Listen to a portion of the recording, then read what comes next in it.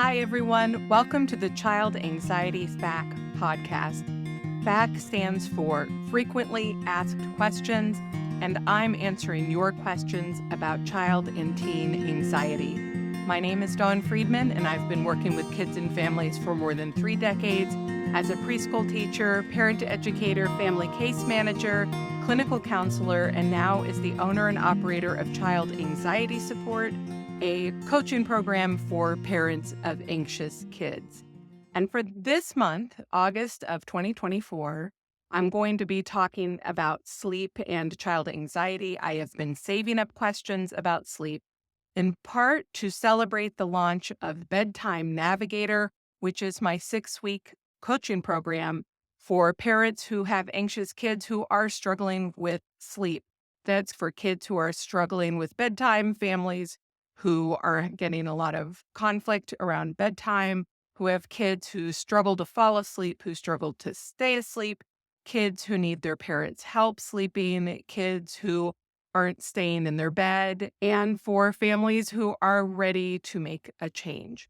So the first question in this sleep series is, how do I know if my anxious child is having typical sleep struggles or something more serious? I get many versions of this question, which is, how do I know if this is typical or a problem? And my feeling about this is if you feel it's a problem, then it's a problem.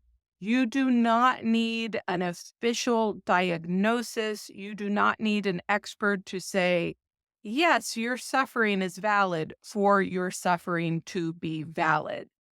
Now, when you're getting help, it is useful to have this picture of what is going on, but needing help doesn't require any particular official answer and or diagnosis. So in this case, how do I know if my anxious child is having typical sleep struggles or something more serious? If you're having sleep struggles, they are in fact serious. And if those sleep struggles are continuing, if they are not getting better, if it's more than just kind of a one-off bad night's sleep, then getting help makes sense.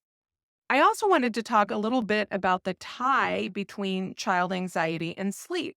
I've been doing a lot of research for this course and reading a lot of the studies and listening to different experts and just making sure that what I'm doing, which is rooted in my lived experience supporting families for so long, but also wanting to make sure that it's evidence-based. And one of the things that I learned in this, which I wasn't surprised, I was a little bit surprised, the number is higher than I thought, is 9 out of 10 children with generalized anxiety struggle with sleep. 9 out of 10, 90%.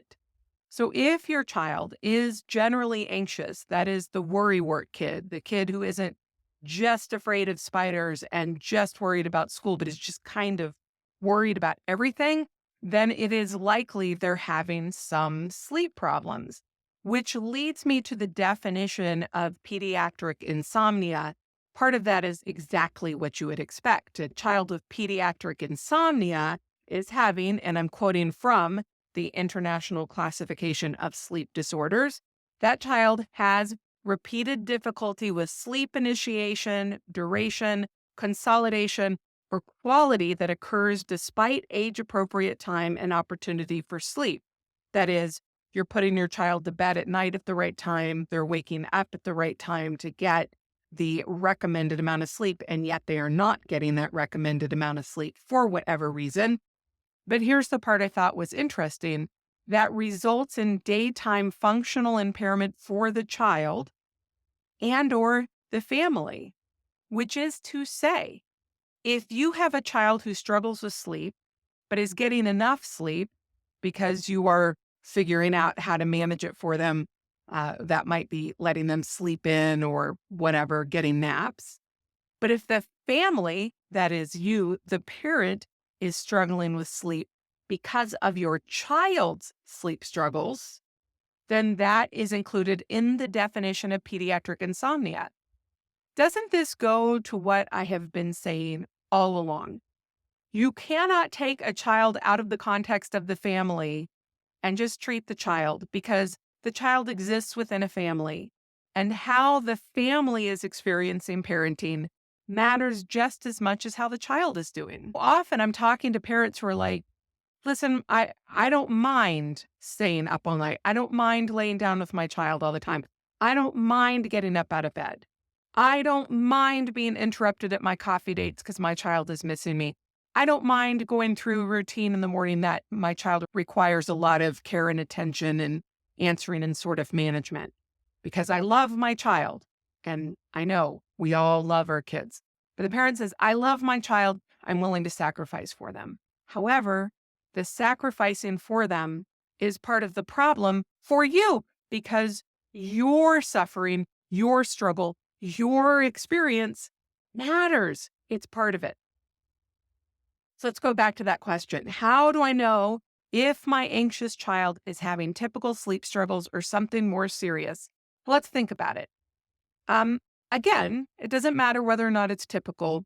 If it's sleep struggles, it requires attention.